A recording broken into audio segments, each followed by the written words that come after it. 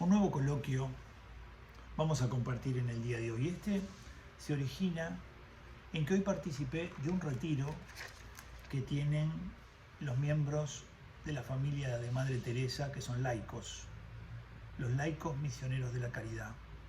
Un grupo de hermanos que bajo la enseñanza de Madre Teresa y siguiendo su maravillosa impronta, tratan de vivir el carisma de Madre Teresa. Este es un retiro en el que yo di una charla en la mañana de 1 hora y media y ahora quiero tomar unos puntos para compartir contigo, porque yo también, ¿verdad?, he descubierto cosas que el Señor me ha regalado y quiero planteártelas, tal vez te sirvan. Son coloquios. El Señor es el gran protagonista de todas las cosas. Nosotros, si no desaparecemos, la obra no se realiza. Por eso, quédate con Él y ojalá estas cosas te sirvan a ti. El punto de partida es esta coyuntura en la que vivimos. Para ellos que hicieron hoy el retiro, pero también para nosotros nos sirve que estamos viviendo estas realidades. Y me detengo en dos aspectos que están presentes y que son parte importante de nuestra vida, de la vida de todos los días. El primer aspecto, más general, ¿verdad?, es la pandemia. Es esto que nos está tocando vivir a todos. Algo que nos ha sorprendido, nos ha atemorizado, nos ha llenado de preguntas. Hemos escuchado versiones de todo tipo, de cómo se originó, de qué países pueden estar involucrados, de cuáles pueden ser sus intenciones. Hemos escuchado cosas de todo tipo y de hecho difícilmente conozcamos la verdad, porque muchos de los medios de comunicación no están al servicio de la verdad. Lo cierto es que esta pandemia trajo consecuencias físicas, porque muchos se han enfermado, incluso algunos murieron. Tal vez es que conocemos algún caso de alguna persona que ha muerto en la pandemia, pero muchas personas tuvieron consecuencias físicas que vienen de esta pandemia, también consecuencias anímicas, porque el aislamiento, el estar encerrados, ha traído depresión, pánico, la soledad ha sido una mala consejera, consecuencias también en el relacionamiento, porque el hecho de quedar más aislado, estar más tiempo en nuestras casas, incluso el teletrabajo y todas las demás cosas, trajo que a veces comienzan las rispideces entre los miembros de la familia y esa cantidad de horas que se pasa empieza a diezmar un poco las relaciones entre nosotros. Trajo consecuencias emocionales. A veces a las personas que uno ama no las ve o las ve poco, o las ve a las corridas. Y tampoco se pueden generar grandes manifestaciones de afecto, sobre todo pensando en los adultos mayores. También consecuencias económicas. Pequeños emprendimientos, muchos pequeños emprendimientos han cerrado sus puertas. Gente que se ha quedado sin trabajo, o gente que tal vez hacía un trabajo sencillo, del que las familias que podían requerirlo han prescindido porque han comenzado los problemas económicos y no sabe cuándo ni cómo van a terminar. Es una realidad compleja la que vivimos. Estamos mirando continuamente lo que pasa en Europa para tratar nosotros que estamos en América Latina de acercarnos un poco a todas estas situaciones que están viviendo. Lo cierto es que este mundo es complejo. Es un mundo en donde los más poderosos quieren establecer el nuevo orden mundial. Es el nuevo orden mundial que tiene que ser controlado. Hay que controlarlo. Y de hecho, el Islam fue un obstáculo para ese nuevo orden mundial y de allí que en algún momento decidieron liberar a todo el Islam, la primavera árabe. Lo cierto es que ahora el mundo está bajo la pandemia y nosotros de esta pandemia todo lo recibimos por los medios de comunicación que están al servicio de este nuevo orden mundial y que muchos de ellos son de miembros de este nuevo orden mundial. Por eso, un mundo complejo, un mundo difícil para estos personajes del nuevo orden mundial. Este mundo, para ser controlado como pretenden, tendría que tener 4.000 millones de habitantes y tiene muchos más. de manera que promueven el aborto, la eutanasia, las guerras, todo lo que de algún modo reduzca. Muchos piensan que una pandemia es una forma de guerra moderna. Lo cierto es que no lo sabemos, pero lo que sí sabemos es que a mi vida y a tu vida esta pandemia trajo incertidumbres. La sociedad en que vivimos está llena de incertidumbres y continuamente abordada por preguntas, y muchas de ellas que no sabemos cómo responder. ¿Cómo seguirá? ¿Cómo se desarrollará? ¿Por dónde habrá que ir? No lo sabemos. En medio de esto, todo el personal de la salud que aparece batallando duramente para tratar de enfrentar este mal. Por eso no conocemos el origen, no sabemos si hay una estrategia detrás o no, no sabemos si esto está manejado o no, pero lo que sí sabemos es que esto trajo consecuencias físicas, emocionales, de relacionamiento, consecuencias laborales, eso sí lo sabemos. ¿Y qué puso sobre la mesa de nuestra vida? Incertidumbres. Por eso esa vida tuya que hoy tienes que vivir tiene una gran cantidad de incertidumbres. Frente a esta característica que marca la pandemia, se encuentra otra que nos viene a nosotros por ser católicos. Tal vez no les viene a otros que no lo son, pero a nosotros sí. Comenzamos el Adviento. Y venía a mi mente el comienzo del Evangelio según San Lucas. Lucas le escribe a Teófilo y le dice que eso que escribe es para que conozca la solidez de las enseñanzas que ha recibido. Nosotros hemos recibido enseñanzas sólidas. Si hay algo en nuestra vida de fe que hay, es solidez. Y comenzamos este tiempo, el Adviento. En él se nos despliega, ¿verdad?, en todas las direcciones el tiempo. Se dice que Cristo vino, el pasado, que Cristo viene, el presente, y que Cristo vendrá, el futuro. Es decir, la presencia de Cristo desplegada a lo largo de todos los tiempos. Por eso, el punto de partida para los desafíos que tenemos que enfrentar tú y yo son justamente, por un lado, incertidumbres que llenan de pregunta nuestra existencia, pero por otro, certezas. Si yo tratara de resumirte esto, te diría, en medio de esta circunstancia en la que estamos viviendo con todas estas incertidumbres, Dios sigue teniendo en sus manos los destinos de la humanidad. Certeza. Dios sigue teniendo en sus manos los destinos de la humanidad. Por eso, frente a esta incertidumbre y esta certeza, entonces, ¿qué es lo que tenemos que hacer? ¿O qué somos invitados a hacer? Mirar hacia adelante. Debemos mirar hacia adelante. Por eso, en este tiempo, es clave la virtud de la esperanza. Recordemos que las virtudes teologales son las que hacen operativas la gracia santificante. La gracia santificante no es operativa, pero sí las virtudes teologales son las que la hacen operativa. Y así como la fe es la primera y reside en el entendimiento, es conocimiento, la esperanza y la caridad son justamente, residen en la voluntad. De manera que la esperanza es justamente el motor más necesario para este tiempo, en estas circunstancias de incertidumbre que estamos viviendo.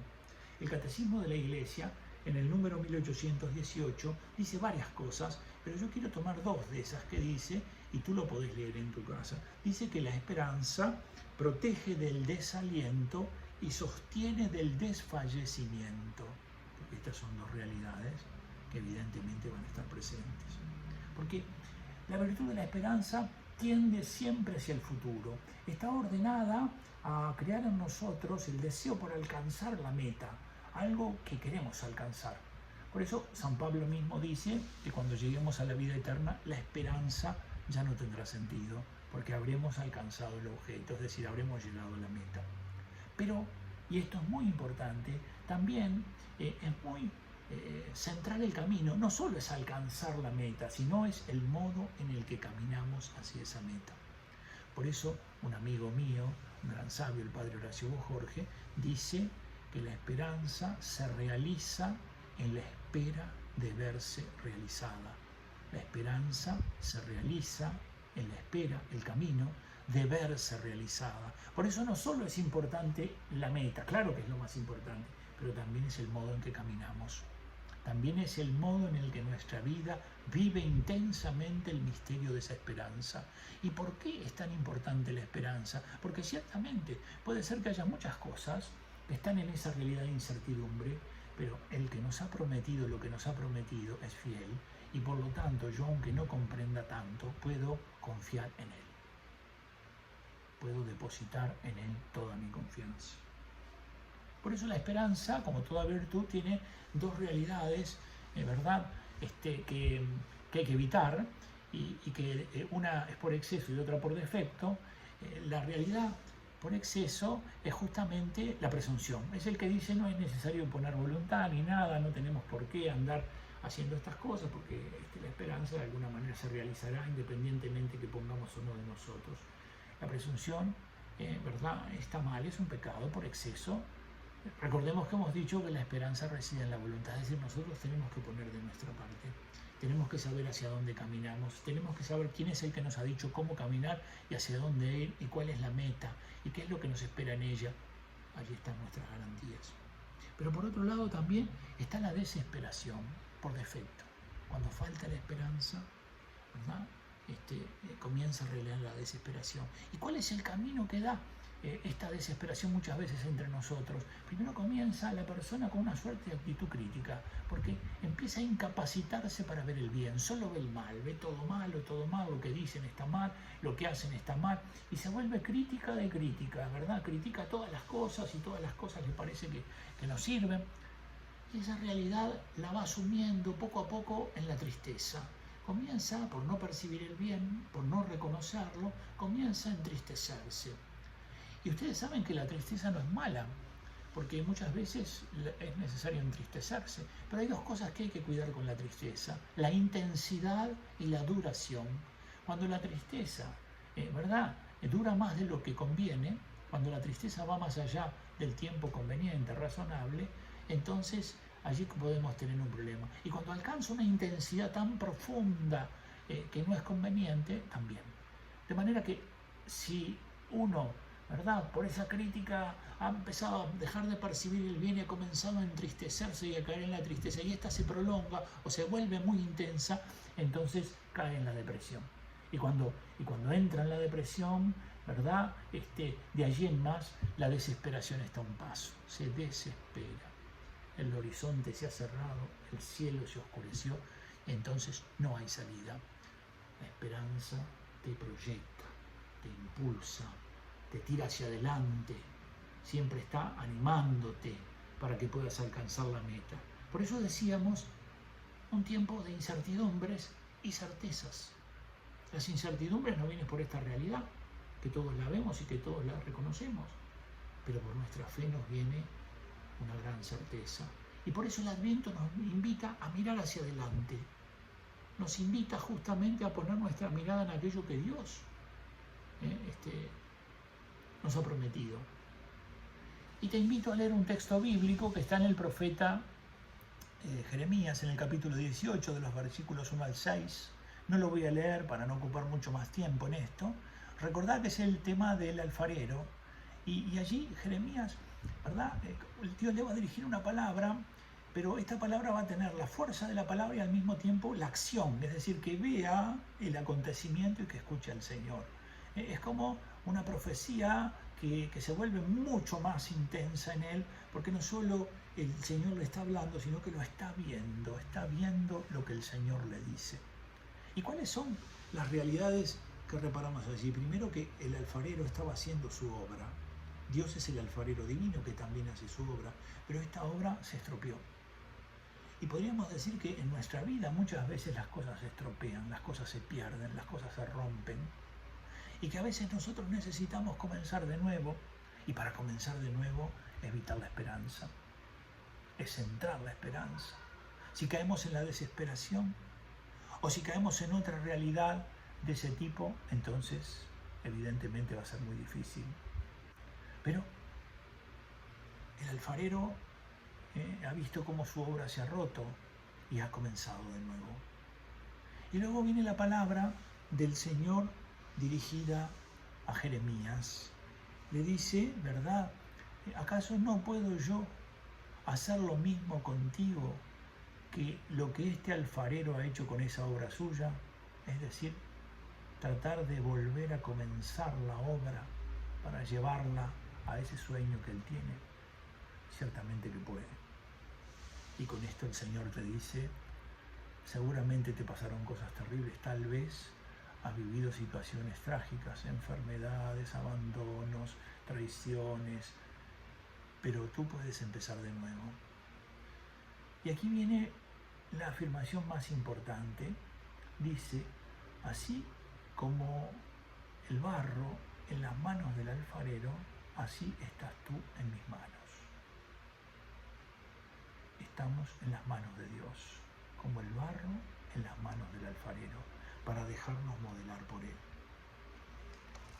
Y si miramos a Madre Teresa de Calcuta y miramos una oración que se difunde mucho por internet y que seguramente tú la habrás visto, yo desconozco si esa oración es así, tal cual, o si la familia de Madre Teresa ha recopilado frases de ella y ha quedado armada esta oración, pero saliéndome de esa realidad, no he estudiado eso, la historia de esta oración, pero lo cierto es que aquí quiero remarcar dos claves para este tiempo de incertidumbres y de certezas.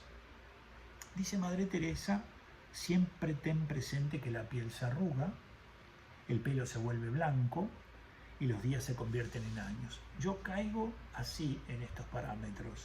La piel se arrugó, el pelo se volvió blanco y los días se convirtieron en años. De manera que yo estoy encuadrado perfectamente en esta realidad.